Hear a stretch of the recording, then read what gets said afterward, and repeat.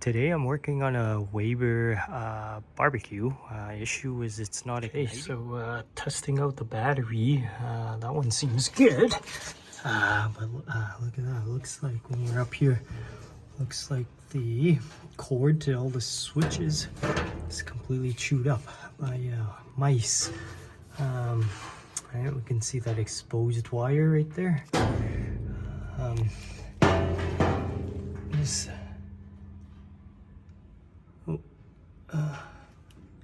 Yeah, right there, a little exposed wire is touching. It's probably, so we'll patch this up and then give it a retest.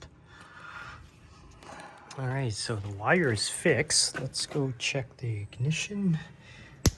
Perfect. Perfect. Perfect. Great. Yeah, so there we go. Ignition's working. Gas is flowing.